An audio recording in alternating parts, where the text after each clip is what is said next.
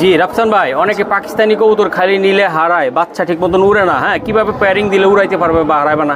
ভাই এগুলো তো আসলে আপনার ভিডিওতে, শর্ট ভিডিওতে তো 1 মিনিটে ব্রিফ করা পসিবল না। তাও ছোটোভাবে একটা কথা বলে দেই, যারা হাই ফ্লায়ার কবুতর উড়াইতে চায় বা যারা হাই ফ্লায়ার কবুতর উড়াইতে আগ্রহী, পেয়ারিং করতে আগ্রহী, তারা আসবেন, আপনাদের আমি সচক্ষে দেখাই দিব। আসলে একদিনে তো সব পসিবল না, তাও বলে দিই আপনারা যেমন একদমের কবুতর পেয়ারিং করবেন, হ্যাঁ পাক অনেক সুন্দর পাখের কবুতর পেয়ারিং করবেন যাতে পাখে কোনো গ্যাপ না থাকে।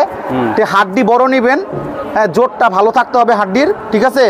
চোখে আপনার দেখা গেছে জুতি থাকতে হবে ভালো, ঠিক আছে। এই জিনিসগুলি লক্ষ্য করে আপনি পেয়ারিংটা করতে হবে। এরপরও এইগুলো কবুতর আসলে একদিনে পসিবল তো বুঝানো না, আপনারা আসবেন, আপনাদের ইনশাল্লাহ শিখিয়ে দিব কিভাবে পেয়ারিং করতে হয়। দর্শক আপনারা শর্ট ভিডিও দেখে যান, অবশ্যই অনেক টাইমে আপনারা ওই সাবস্ক্রাইব করেন না, লাইক দেন না, শেয়ার করেন না। তো কষ্ট করি আপনাদের জন্য, আরও টিপস পেতে চাইলে চ্যানেলটা সাবস্ক্রাইব করে পাশে থাকবেন, ঠিক আছে ভাই? জি ইনশাআল্লাহ। আর এটা হলো ভাইয়ের লফট, এই যে ভাই কবুতরগুলো উড়ায় এই লফট থেকে, তাই তো ভাই? জি, এই যে এই জায়গা থেকে উড়ায়, পাকিস্তানি স্টাইলে করছে।